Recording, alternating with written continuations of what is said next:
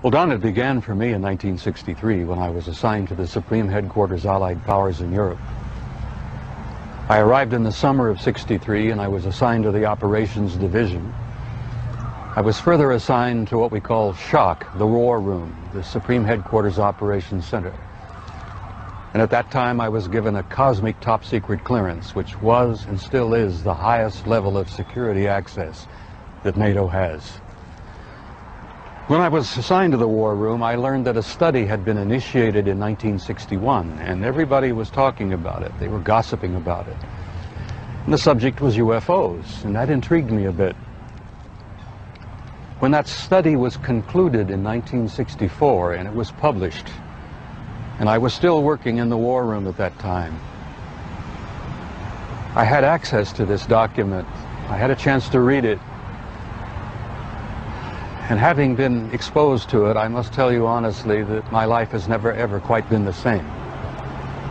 Because I read first-hand reports, verifiable NATO military material that indicated that the UFOs were not only real, that they represented something far beyond anything I had ever imagined before. When the study was concluded in '64, they concluded that there were 4 different groups apparently coming and visiting us. Out of those 4 different groups, one group looked exactly like we do, so much so that they could sit beside you in a restaurant or in an airplane or in a theater, and you'd never know. And that particular point bothered the military guys a lot.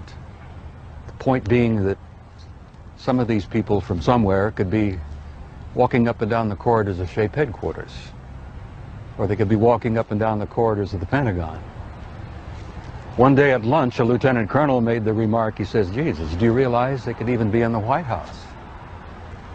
And there was a little forced laughter at that point, I remember, because a lot of us over the years have had some misgivings about the occupants of the White House.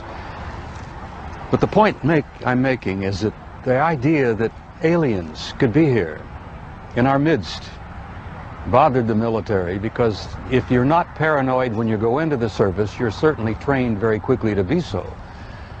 It's the nature of the military mind, I think, to be paranoid. But that was only part of the story. The SHAPE conclusions in '64 were that there were 4 groups that we knew of.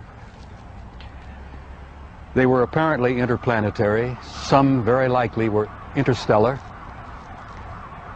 They even concluded that some of them could be intergalactic. When I retired in 1976, many of our military people knew at that point that we were not simply dealing with visitations from people from other planets or star systems. They had concluded by '76 that some of these visitors very well might be multidimensional in their source. The evidence that we had collected and the evidence that they had repeatedly demonstrated to us, and that's no accident. It became very clear after a time that there was a program or a process of some kind underway, that they had demonstrated over and over and over again that they apparently were able to manipulate matter and time. Now this really shook up our scientists. There are a lot of new young scientists in particle physics today who talk about multiple dimensions. There's a brilliant young professor in New York by the name of Michio Kaku, who has written a brilliant book called Hyperspace, where they talk about 10 separate dimensions. I'm not enough of a physicist to try to explain to you what a dimension is, but the idea that there could be intelligences from somewhere else, from other dimensions, coming and going into our reality. It's been quite a shakeup in traditional science. I guess I speak out openly and bluntly about this because I feel so strongly about it. I violate my security oath every time I speak about it. I do it intentionally and I do it on purpose, because I feel so strongly that the American people not only have a right to know the truth, but they have a need to know the truth. The truth, Don, apparently is simply this, that we're not alone, we've never been alone. We are apparently part of an infinite universe filled with intelligent life.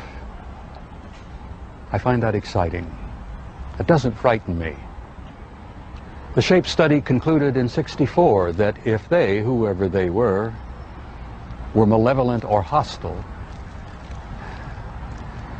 that they could have taken this planet and cleaned it up and eliminated us, turned us into dog food or whatever, a long, long time ago.